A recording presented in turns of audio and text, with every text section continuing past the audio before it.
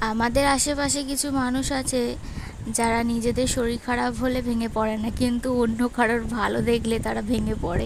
জানি না কীরকম মন করে ভগবান তাদের পৃথিবীতে পাঠিয়েছে। গুড মর্নিং এভরিওয়ান, আমি অর্পিতা। আমার নতুন আরও একটি ব্লগে তোমাদের অনেক অনেক ওয়েলকাম। কেমন আছো তোমরা সবাই? আশা করছি সবাই ভালো আছো, আমরাও ভালো আছি। সকাল সকাল দেখো রান্না করতে বসে গেছি।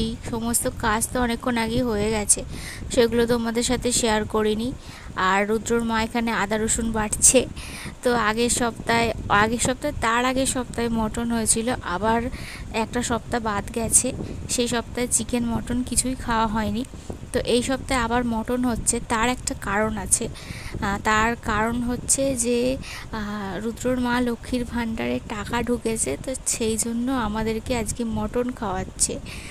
তো সেই মানে এই প্রথমবার আর কি। তো তাই বেশ ভালো লাগলো। প্রথমবার বলতে মানে টাকা ঢুকছে অনেক দিন থেকে, বাট ওই টাকা দিয়ে কিছু আমাদের জন্য মানে আমাদেরকে কিছু খাওয়াচ্ছে এই প্রথমবার। তো যাই হোক, এই যে মটন রান্না হবে, তো সমস্ত কিছু জোগাড়জাতি হয়ে গেছে। ওদিকে দেখতেই পাচ্ছ, মটন হলে আমাদের শাক টাক হয় আর কি, মানে মাংস হলে শাক হবে। তো শাকটা আমি করছি, ওদিকে ভাজছি, আর এদিকে ওর মা মশলাটা মাখিয়ে রাখছে মটনে। তো ভালো করে মাখিয়ে নিক। এরকমভাবে মশলা মাখিয়ে করলে না মশলাগুলো বেশ ভালো করে মানে মাংসের ভিতরে ঢুকে যায়। আর সাথে অনেক মানে যদি আধ ঘন্টা রেখে দেওয়া যায় তাহলে কিন্তু বেশ অনেকটাই মশলা টেনে নেয়, বেশ ভালো হয় কষানোটা। তো মা তো এরকমভাবেই করে।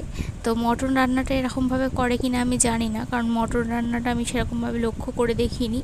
তবে চিকেনটা এরকমভাবেই করে, তো মায়ের দেখেই শেখা। আর এখানে দেখো অনেকটা পেঁয়াজ কেটেছি। তো এই যে আমি এখন কষাতেও বসিয়ে দিয়েছি, আর ওদিকে আলুগুলোও ভাজা হয়ে গেছে।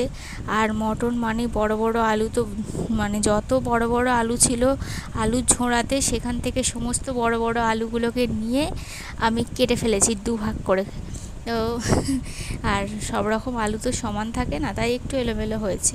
তারপরে দেখো এখানে ভাত খেতে বসে গেছি রান্না টান্না করার পরে। একেবারে দেখা করছি বিকালবেলা।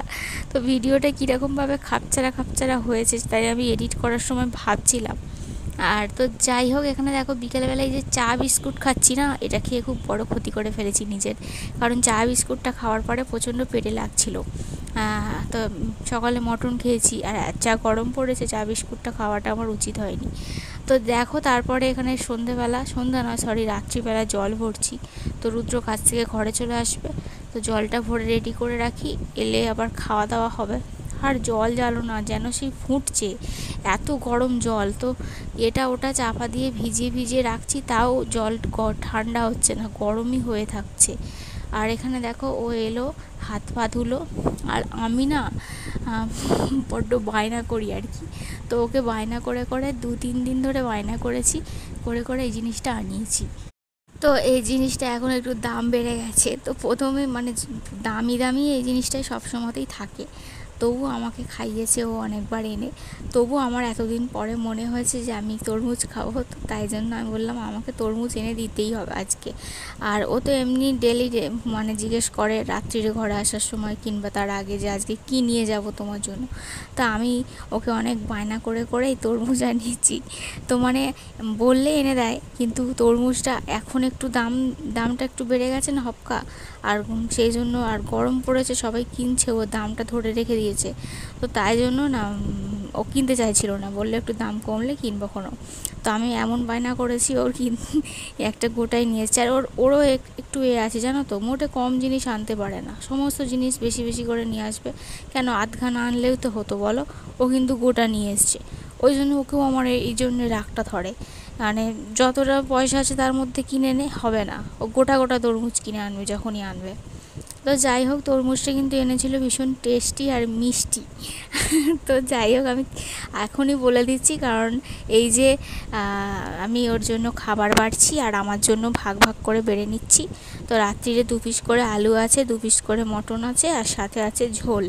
তো এই যে ঝোল দিয়ে আর আলু মটন দিয়ে রুটি খেয়ে নেব। আর তারপরে রুটি খাওয়ার পরে খাবো হচ্ছে তরমুজ। তো ওকে বললাম যে আমি ততক্ষণ এটা করছি, মানে খাবারটা বাড়ছি, তুমি ততক্ষণ তরমুজটা কাটো। তো ও দেখো তারপরে এখন তরমুজটা কাটবে। আর দেখো ভাগ করে করে দিচ্ছি, আর ওকে একটু বেশিটাই দিলাম, কারণ মেয়েদের মন তো ওই বড়দেরকে তারপরে বাচ্চাদেরকে একটু বেশি বেশি করে না দিলে না ওদের আবার ভালো লাগে না। তো আমারও সেই ক্ষেত্রে সেটাই, তো ওকে একটু বেশিই দিই। আর ও আবার তারপরে আমাকে একটুখানি করে খাইয়ে দেয়, কিংবা আমি আমার থেকে একটুখানি ওকে খাইয়ে দিই। তো আমরা যখন খেতে বসি এটা আমাদের মধ্যে হয় আর কি। তো দেখো এখানে তরমুজটাকে ওকে কাটতে বলেছিলাম, ও কাটছে, আর আমি না ছুরি দিয়ে কিচ্ছু কাটতে পারি না জানো তো। আর ও দেখো কি সুন্দর সমান করে তরমুজটা কাটলো, এত মোটা শক্ত তরমুজটাকে কি সুন্দর ছুরি দিয়ে কেটে নিল। ছুরিটাও দেখো একদম ছোট্ট। তো তারপরে বললো আধখানা রেখে দিই কালকের জন্য, আর আধখানা এখন আমরা দুজনে খাবো। মানে তরমুজের ওপরে সবার লোভ আর কি। তো মানে এত পরিমাণে আমরা দুজনেই তরমুজ খেতে ভালোবাসি, শুধু আমরা দুজনে কেন, বাড়ির সবাই খেতে ভালোবাসে। তো এনেই আমরা এখন দেখো এতগুলো তরমুজ খেয়ে নেব। তো খেয়ে দিয়ে তো পেট পুরো ফুলে গেছিলো, মানে এই তরমুজে প্রচুর পরিমাণে জল থাকে। তো খেয়ে প্রচুর, মানে খেয়ে আর মনে হচ্ছিল না যে উঠি, তো মনে হচ্ছে যে ওখানেই বসে থাকি, এরকম একটা ব্যাপার। তো দেখো এখন থালায় সাজিয়ে নিচ্ছে, আর ও না আরও ভালো করে সুন্দর করে কাটে জানো তো, আজকে না একটু বড় বড় কেটে ফেলেছে, তাই খেতেও না আমার বড্ড অসুবিধা হচ্ছিল। এখন যখন তোমাদেরকে ভয়েস দিচ্ছি তরমুজ কিন্তু পুরো শেষ, কিন্তু এই তরমুজটা দেখে আমার আবার লোভ লাগছে। আবার হয়তো 2-3 দিন পরে নিয়ে আসবে, তখন আবার খাবো, আবার তোমাদের সাথে শেয়ার করব। তো দেখো এই সমস্তটা মানে কেটে নিই, আর আমি এদিকে রুটি বেড়ে দিয়েছি। তো আগে রুটিটা না বাড়লেই ভালো হতো জানো তো, তরমুজ কাটতে কাটতে ওপরের রুটি দুটো শক্ত হয়ে গেছে, পাখা চলছে এদিকে এদিকে শক্ত হয়ে গেছে। তো কোনো রকমে আবার খাওয়া হলো। আর এদিকে দেখো তরমুজ সাজানো হয়ে গেছে। তোমরা কিন্তু দেখে বলো যে তোমাদের কার কার তরমুজ খেতে ভালো লাগে, আর আমার মতো পাগলামো করো তরমুজ খাওয়ার জন্য। তো এই যে দেখো রেডি। তো চলো আগে রুটিটা খেয়ে নিই, তারপরেই তরমুজটা খাবো। এতক্ষণ যারা আমার ভিডিওটা দেখছো তাদেরকে অনেক অনেক ধন্যবাদ। আর তোমাদের যদি ভিডিওটা কিছু ভালো লেগে থাকে, তোমরা যদি চ্যানেলটায় নতুন হয়ে থাকো, তাহলে চ্যানেলটিকে সাবস্ক্রাইব করে পাশে থাকতে পারো এই ধরনের ভিডিও আরও দেখার জন্য। আশা করছি তোমাদের ভালো লাগবে, অতটা খারাপও লাগবে না।